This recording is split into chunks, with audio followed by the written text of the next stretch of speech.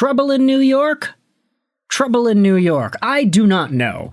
The funny part is, if you take a look at the New York Rangers and you dive into their recent results, they've actually been looking pretty good. I would say that this is a strong showing for any hockey team, taking the Washington Capitals down 7-3. Big shout out over to the Rangers for doing this, and big shout out over to my guy, Taylor Radish. He scored 3 points yesterday, 2 goals and an assist. He saw his brother tearing it up in Tampa Bay. He was like, hey, I can do that. I'm going to score too. And both Darren and Taylor have been fantastic the past little while. Look at all these multi-point games out of New York Rangers. Radish, Trocheck, and Will Cooley with 3 points each. Lafreniere, Panarin, Brodzinski, and Zibanejad with 2 points. Schneider, Gabe Perreault, Noah Laba, and Scott Morrow each with a point. And then JT Miller wasn't playing. So, there you go. More on JT and his situation in Vancouver later in today's show, though. I wanted to talk about the top-paid superstar in New York, Artemi Panarin, and what Frank Seravalli went out there and spoke about in regards to the latest on Panarin trade talk, and whether or not we could see a move, in particular, over to the Central Division. Just tossing a name out there. But Artemi Panarin is 34 years old. He's making $11.6 million a year, one of the highest paid wingers in the National Hockey League, right-handed left-wing guy, 5'11", 176. We all understand the story of Artemi Panarin. He made his NHL debut in 2015-16 alongside of Connor McDavid. McDavid got his collarbone injured and ended up only playing in half the year. It's why Artemi Panarin, who had an inferior point-per-game number to McDavid, ran away with the Calder because he technically did have the best season, and despite the fact that he was 5 years older than Connor.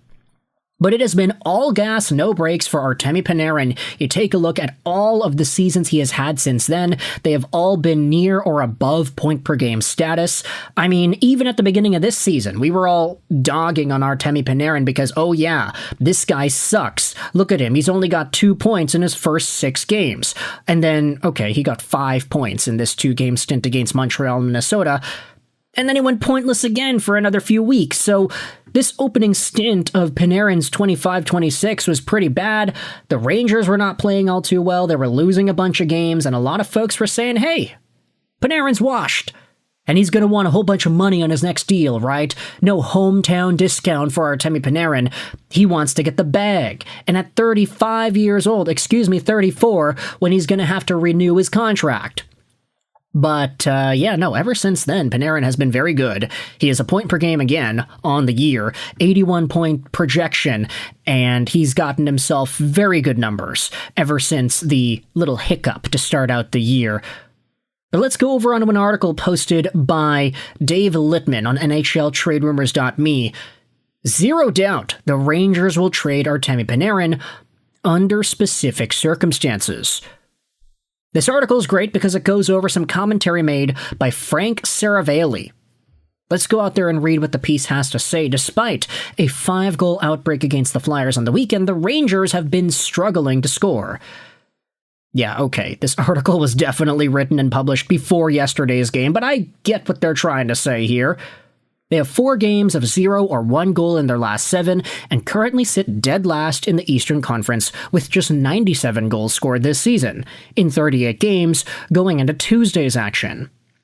But their leading scorer, Artemi Panarin, might not be long for the Big Apple. A pending UFA, he has had no extension talks since turning down a discounted offer from the Rangers back in the summer. And insider Frank Seravalli says GM Chris Drury will not sit on his hands at the trade deadline, depending on one important factor. If the New York Rangers, in mid-February, are on the outside looking in, as far as being a real contender, I have zero doubt that Chris Drury is going to pull the trigger and make a trade to move on from Panarin. He will be asking for significant money, and more importantly, over a significant term. See, that's the thing about Artemi Panarin, especially at this stage of his career. Normally, it's like, all right, yeah, top-tier superstar players, they play a lot, they get their bag, and then you see some of them take a little bit of a discount once they approach those older years. Stamkos didn't sign for as much as his last contract, partially because he had no choice. You've got John Tavares, who took a significant pay cut because he wanted to be committed to his team. Artemi Panarin has the chance to do that, but he's like, nah, I want to go long-term, and I want to still make a whole bunch of money. Which, I get it, you can say point-per-game player. What's the going rate for a point-per-game guy these days? You can say 10+ million is kind of appropriate, especially when you look at some of the numbers that have been given to other guys. Kempe, Connor, Kaprizov getting 17. So Panarin getting 11 on his last deal, you could say it was a really big, beefy deal, but at the end of the day, the production justified it. 120 points in a year is awesome, even though he wasn't able to replicate that in any of the other seasons. I mean, 96 points is great, don't get me wrong, but 120 is that much better. Nevertheless, we're getting into semantics talk over the magnitude of how much point production matters in contract discussions, but Artemi Panarin does not want to take any discounts, and that's already been reported by a whole bunch of insiders over the course of the season. The Rangers have their hands tied because this guy's not going to give him a little bit of a cheaper deal. He wants as much as he can get. Let's scroll down and read more in this article. Panarin will be 35 a couple of weeks into next season as he begins his new contract. But for Drury, the Rangers need to figure out who they're going to be in the future, not just where they stand in the 25-26 wildcard race. And that's what'll inform the GM of what to do. What's the next iteration of the team? Asked Seravalli rhetorically. Are they taking a step back and retooling and figuring out who that next generation of players is going to be to help them score? Or are they going for it? Yep, the Rangers are smack dab in the middle of a pack of 8 teams separated by just 4 points, fighting for the 2 wildcard berths, so it can go either way for this season. But Seravalli doesn't feel that Drury will necessarily be caught up in that. Rather, he'll be thinking along the lines of 30,000-foot view. Do they have an authentic chance to win? And the answer to that question is what will feed into Panarin's future in New York.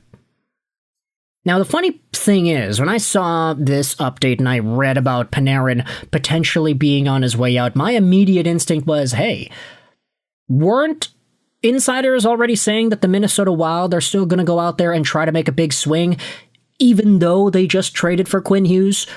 Could Artemi Panarin join his buddy Kirill Kaprizov in mini with 50% salary retained, take 11.5 and divide it by 2? You're getting Artemi Panarin at a $5-point-something million AAV cap hit in Minnesota with Quinn Hughes, Matt Boldy, Kaprizov, and Faber? Is that possible?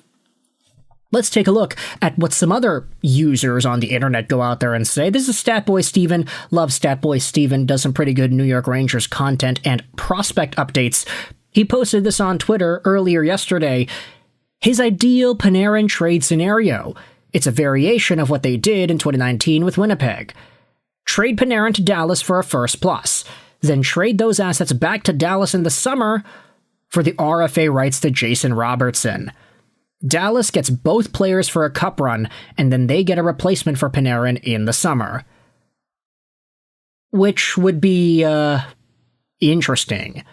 Imagine trading Panarin to Dallas for a package, and then trading that package back to Dallas for Jason Robertson. Oh man, that is bold. Would the Dallas Stars agree to that? Jason Robertson, you could say, is as skilled of a point producer as Panarin, just going off of the fact that he's gotten 80 points in the past 2 seasons and 109 the year before that. I feel like we haven't really seen the best of Jason Robertson in a while. This year he's on pace for 97 points, but hey, there can still be more in the tank. But would the Dallas Stars entertain that? Robertson, Rantanen, Panarin, and then if you can't get that security with Robertson in the offseason, just trade him back to New York for all your stuff? You can rent assets now and use the current NHL superstars that you got as the currency? Ooh, that would be crazy. But either way, you can let me know your thoughts in the comment section below. How do you feel about this Frank Seravalli Artemi Panarin trade update. Do you see a trade to the Wild? Do you see a trade to the Stars? Making sense. Let me know in the comments all your opinions. I hope you enjoyed this video. Sign on, and bye.